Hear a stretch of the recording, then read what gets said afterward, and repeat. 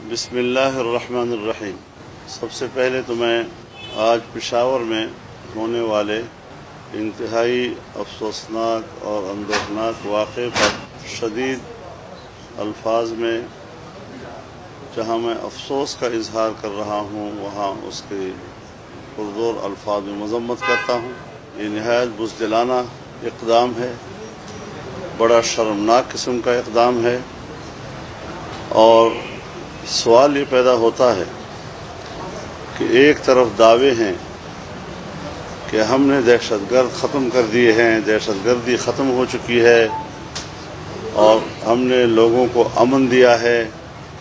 اور دوسری طرف پشاور جیسے شہر کے اندر ایک دینی مدرسے میں چھوٹے بچوں کے اوپر حملہ ہوتا ہے، بم دھماکہ ہوتا ہے، وہاں طلباء شہید ہوتے ہیں، زخمی ہیں، پورا علاقہ خون خون ہے۔ تو اس حوالے سے ہم تمام شہداء اور ان کے ورثاء، تمام جو لوگ زخمی ہوئے ہیں اور اسپتالوں میں ہیں،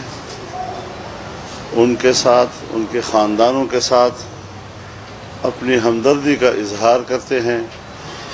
اور جو شہید ہو چکے ہیں اللہ تعالیٰ ان کو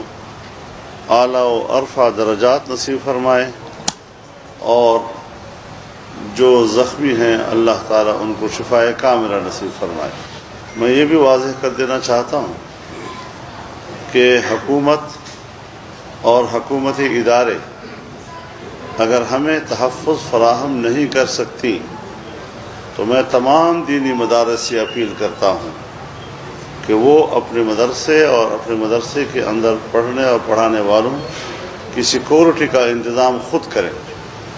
اس بات کا انتظار نہیں کرنا چاہیے کہ ریاست ہماری حفاظت کرے گا یا حکومت اس حوالے سے کوئی ذمہ داری پوری کرے گی، بلکہ ان کو براہ راست وہاں پر اپنی سیکورٹی کا از خود انتظام کر لینا